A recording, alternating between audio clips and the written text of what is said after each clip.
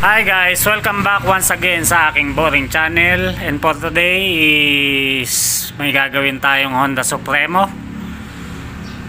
Ang Honda Supremo ni paring Aris na matagal nang nakatambay dito, hindi nagagamit, na ginawa na lang naming higaan ng pusa. Ayan, dami pang balahibo. Ginawa namin sampayan ng mga damit at mga brief namin. So guys, ang gagawin natin dito is mag-convert na naman tayo ng disc brake sa kanyang front wheels and sa rear wheel. Dahil nga guys,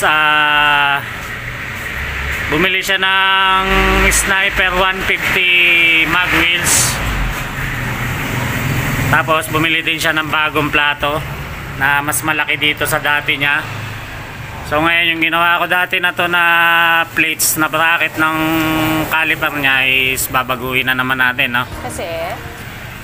Kasi hindi na siya akma dito sa plato. Mas malayo ng magiging pwesto nitong caliper niya. So babaguhin nga natin to, no? Bracket na to. And then sa likod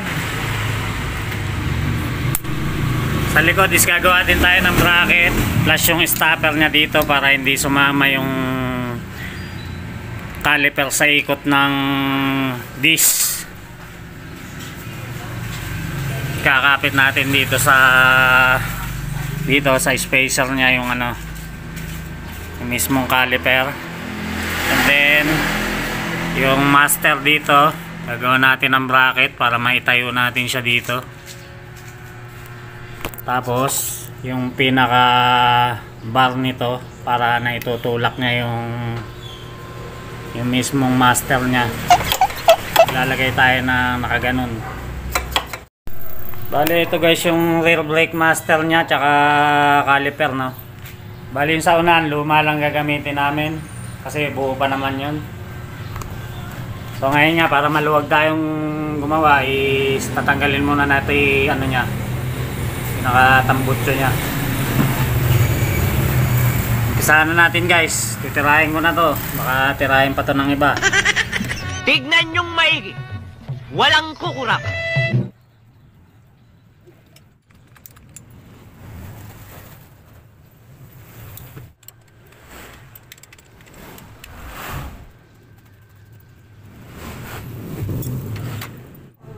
Bali guys, yung pipe na to is galing sa Raider 150. Nag-swap sila guys ng tambutso.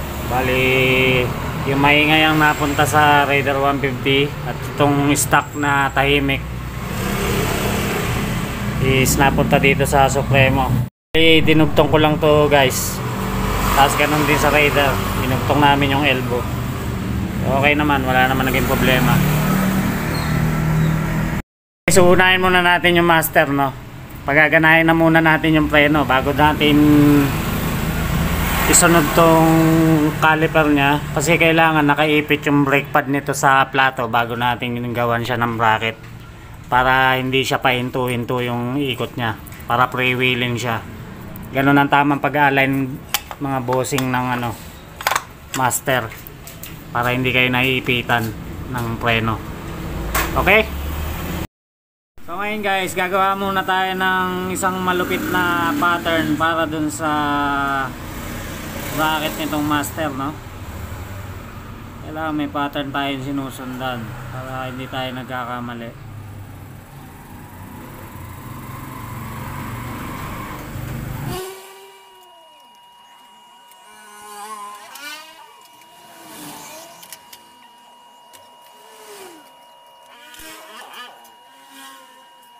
So ngayon guys, tapos na ang ating pattern. Pwede na tayo magtabas ng flat bar na makapal para maidikit na natin dun sa chassis ng Supremo. Ito magiging guide natin guys. Ayan, may butas na rin siya, oh. Tapat na tapat dito sa tornilyuhan. At ang magiging settings niyan is ganito. Kakapit natin yan sa tubo na yan. And then maglalagay tayo dito ng suporta. Mamaya nyo na makikita yan.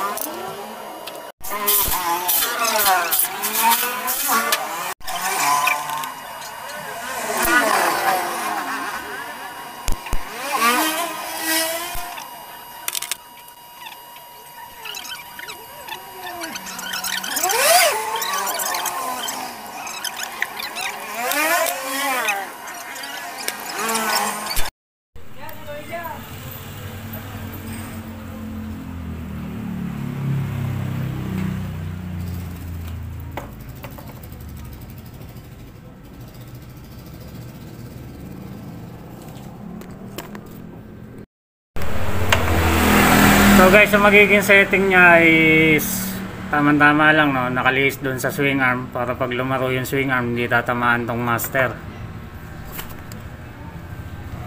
Master kayo sama. Tapos release natin sa tubo yung mga bolt niya para madaling magluwag. Wala siyang tatamaan. Okay? Ayun guys, pinapakaskas natin kay paring Aris doon sa may-ari yung pintura para madali tayo makapag-welding, no? Para kumapit kaagad yung welding natin. Shoutout nga pala, no? Siya may-ari ng Supremo na to. Shoutout!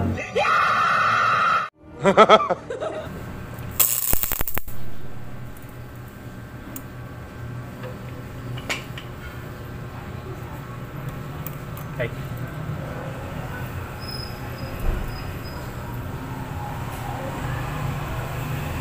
Ngayon guys, tatanggalin muna natin master kasi baka mainitan, masira yung repair kit nya.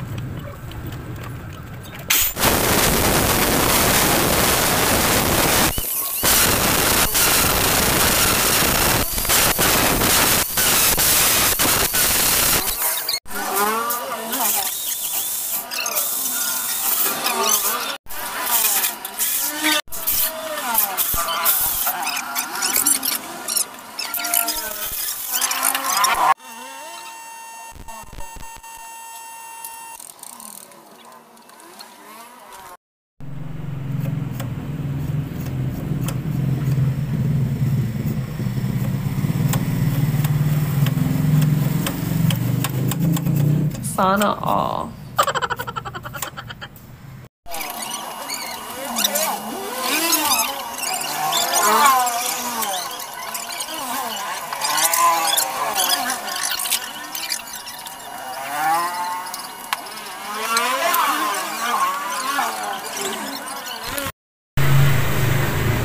Ayun guys, itong spacer na to, bushing is useless na kasi hindi siya kakasya sa tatanggalin na lang natin to.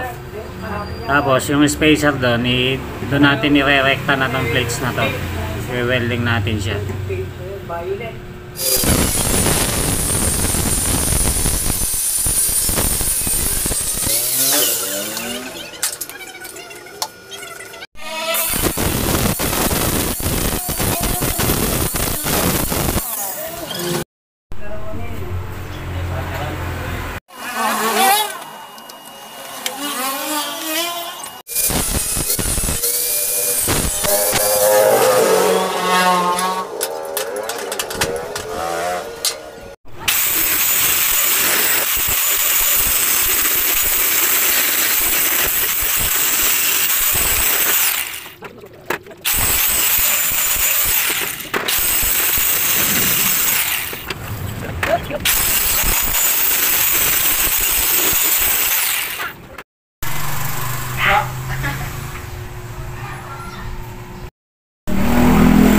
Ngayon nakukita na natin to guys, pwede na natin siyang isukat dito.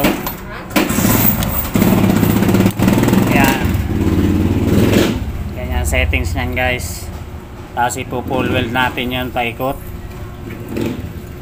So bago tayo mag-welding dyan, gagawin muna natin preno para umipit na tong brake pad na to. Kasi yun nga yung sinasabi ko, hindi magiging freewheeling yan pagka sinet natin ng makaganyan lang tayo.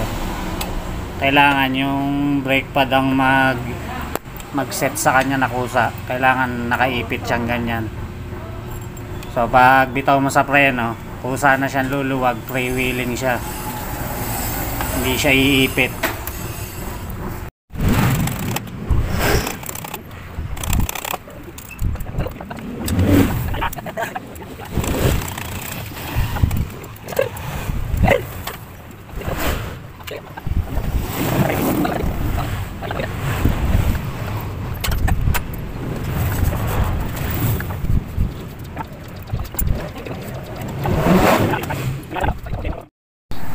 Ayan guys, na-bleed na namin preno, nakadikit na yung mga brake shoe, ay brake pad pala, excuse me.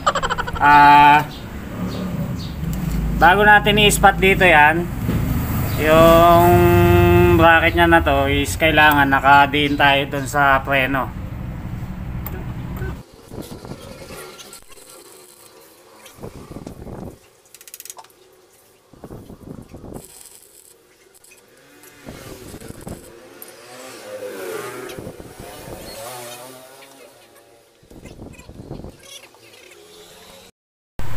Ngayon guys, naka-spot na to ano. So ayan, nakita nyo naman, freewheeling siya, walang pumipigil. Nakabitaw na dun sa preno, sa pedal. Ngayon pwede na nating i-full weld ngayon yan, paikot, para ma-fix na siya. Tapos next doon is yung ano dito, hindi makita, yung sabat nitong ano na to, para hindi umikot yung caliper natin. Lalagyan natin dito sa swing arm, magwe-welding tayo, patusok dito. Ngayon tatanggalin muna natin yung gulong para ma-welding natin na maganda yung bracket dun sa spacer.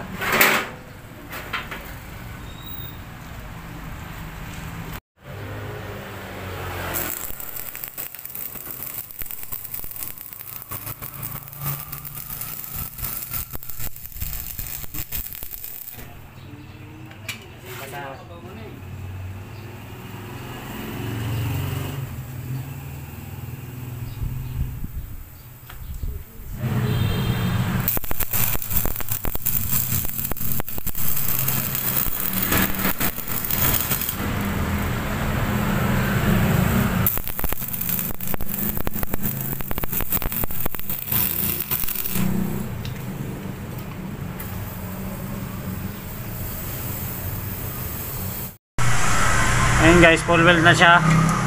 Kabilaan. Pwede na natin siyang isole para matandaan natin yung lalagyan natin ng sabat nitong isa na to.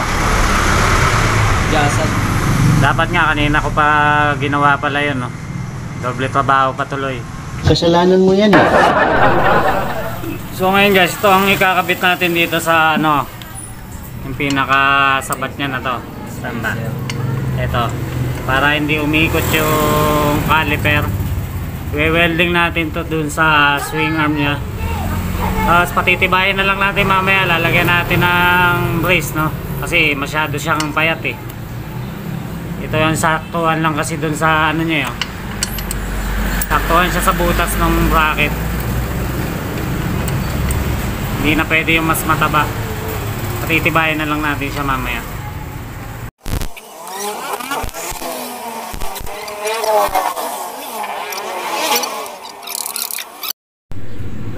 So guys, ito na yung stopper ng caliper natin, no? Pinulweld na natin ang gusto yan. Matibay na yan.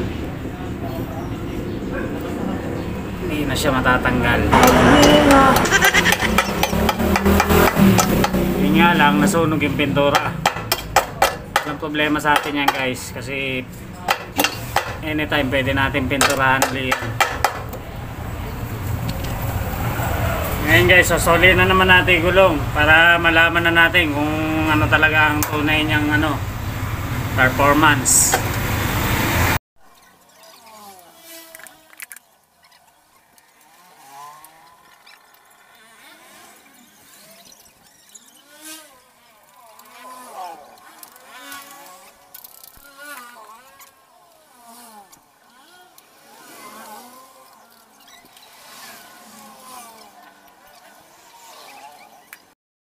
Ngayon guys, naikabit na natin gulong, no? Ang wala na lang is yung shock. Tapos yung kakapitan nitong lagayan ng brake fluid. Mamaya na natin gagawin yan, no? Paandarin muna natin makina, ikakambyo natin para malaman natin yung... Ha? Hindi yan. Para malaman natin yung performance ng preno. So, kung nakita nyo, walang kasabit-sabit, freewheeling na freewheeling siya. Yung clearance ng brake pad is tamang-tama lang, no? Paandarin muna natin yung motor.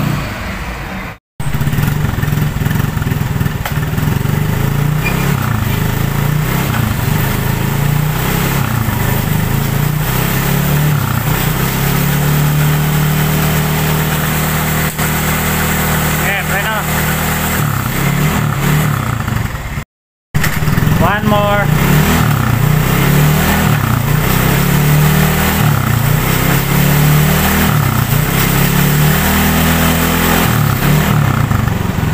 Okay, malakas ang preno. Malakas. Okay, okay na.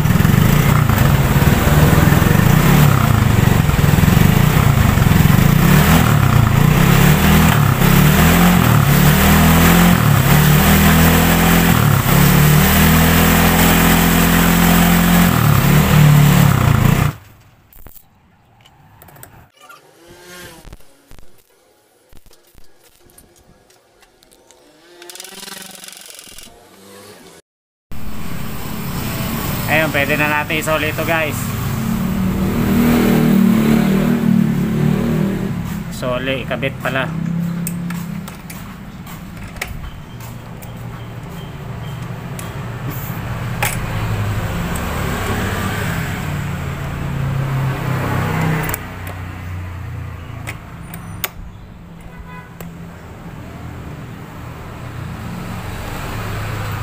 Maiksi yung hose. So ayan guys, kompleto na yung disc brake natin sa likod. Natapos na natin ang conversion. Pati yung lalagyan niya ng fluid. Okay, salinan mo na nga ng fluid to. Puno pa ba? Ah, marami pa pala. Okay lang to. Yung fluid niyan guys, napaano na namin, napableed na namin. Wala nang hangin yung hose niyan. Problema na lang natin is yung sa harap. A few moments later. Bali dito guys sa disc brake niya sa unahan. Ito pa rin ang gagamitin natin kasi ang differential lang naman niya is 3/4, wala pang 1 inch. Pero magtatanggal pa rin tayo dito. Tatanggalin natin yung welding na to para yung caliper na to is umadjust pa ganon ng konti. Kasi yung plates na to wala na kaming makitang ganito kakapal. Mahirap maghanap ng ganito kakapal. So ito na lang ulit ang gagamitin natin. Tanggalin natin dito, then i-adjust pa ganon.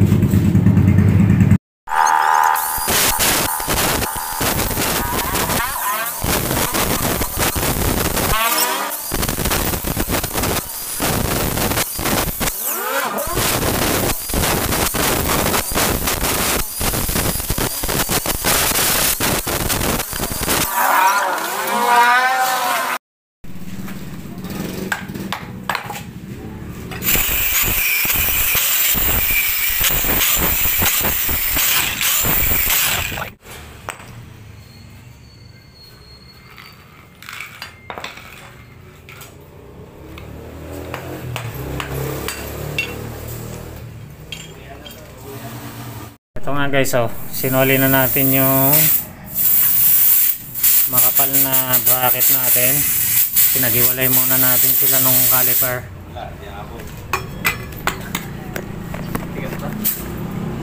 Kasi yung caliper medyo lalayo siya ngayon.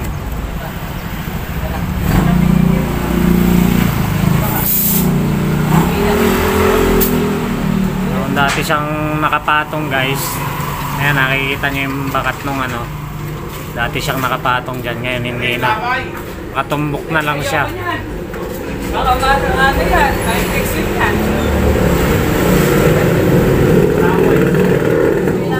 Tumbukan na lang sila ngayon, no?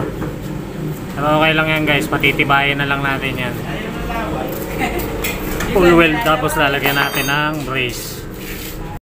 So guys, ikakabit na natin to, no? Pati yung hose, pagaganahin na natin preno bago tayo mag-welding. Kailangan nakaipit din siya, kagaya nung ginawa natin sa likuran. Ayun nga, nakatumbok siyang ganyan, no? Ganyan na lang ang setting niya ngayon, hindi nakagaya ng dati.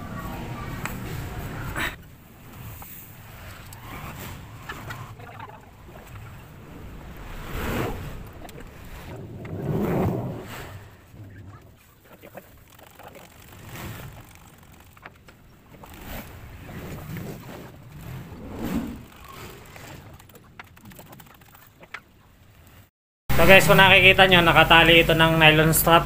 Nakaipit yung caliper natin. Nakaipit yan, hindi na siya gagalaw. So pwede na tayo mag-welding ngayon. Ganun lang siya, oh. Yan. Patumbok siya doon. Patumbok siya dito sa ilalim. Yan. Mamaya na natin siya patitibayin. Bali, pagka-spot natin, tatanggalin na natin ulit yan. Saka tayo magpo-full weld.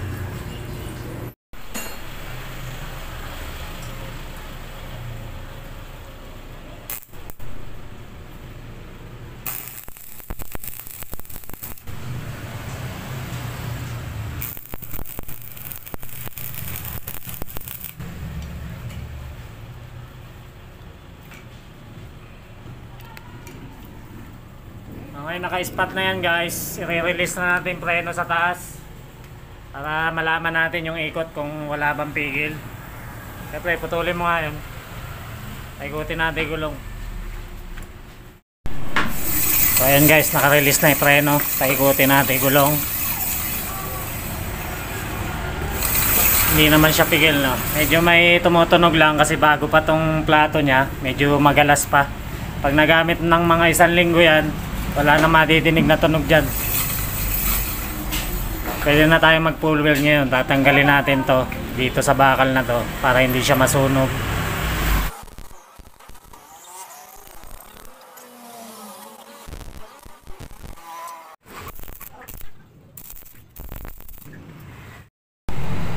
Kakat natin dito guys yung flat bar na to, angle bar pala.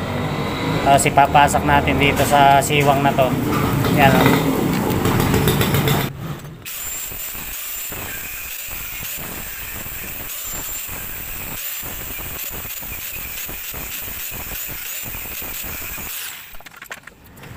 Ito nga guys, no, napil na natin yung gap nya. May pasak na siya na pinasakan na natin siya ng makapal na flat bar. Sinunod natin yung ukit nila. Pwede natin itong i-welding.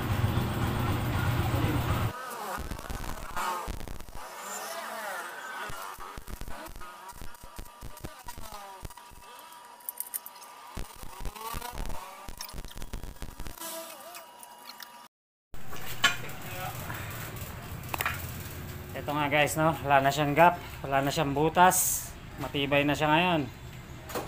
Gagrinderin na lang, then ikakabit, okay na, wala na tayong problema, may preno na tayo sa unahan.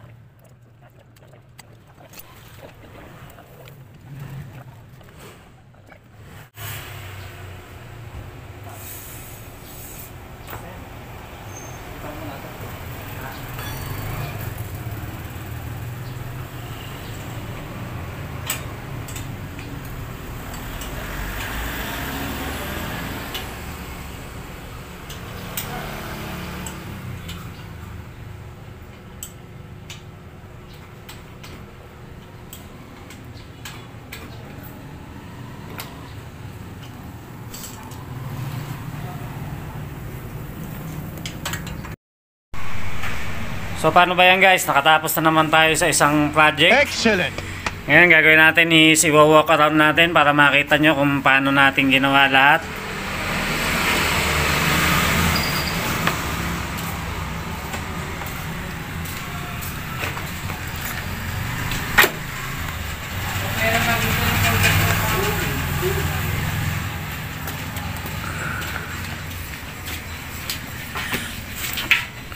Ito nga finished product ng unahan guys. Bale ito na yung bracket natin ngayon, no? Dati siya dito, napunta siya dito. So, okay na repleno na yan, na-bleed na namin yan, kumakagat na yan. So, nakita nyo, nagasgas na, oh.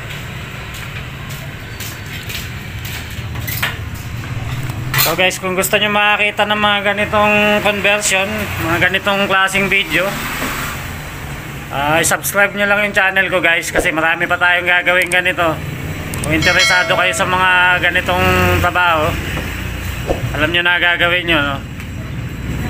Ngayon, kung ayaw nyo na may subscribe yung channel ko, eh alam nyo na mangyayari. Masisira ang buhay mo. So ngayon guys, sa long travel, mga long trip natin, masarap na itong gamitin, no? Kasi kita nyo naman yung mga gulong na ngayon, malalapad na. Matataba, medyo mas matatag siya kaysa sa dati kumpara mo dun sa mga gulong niya dati na ayan, yung mga naka rim set na yan, mga payat. Kumpara mo dito is talagang mas matatag to, saka mas bumagay sa motor kasi malaki ang katawan ng motor, kaya ito talaga ang magandang gulong sa kanya, bagay na bagay. So ngayon guys, di pa natin natetesting yung unahan, no? Tetestingin ni paring Aris yan.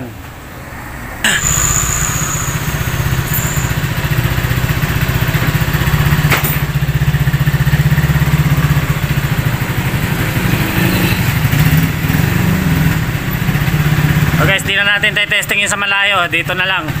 Dito lang makikita na natin yung ano niyan, kung umihinto siya ng maganda. Ayan guys, kitang-kita nyo naman, ha, kumakagat yung preno natin sa unahan. Pwede ka nga mag-stoppy dyan.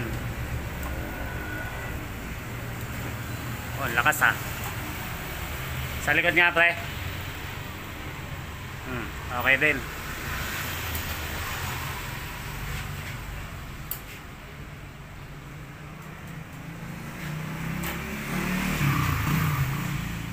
So guys, hanggang dito na lang ang aming video. See you soon sa aking next video. Hindi ko pa alam kung ano magagawa natin video sa susunod. Depende yun kung ano yung papagawa ng mga customer, no?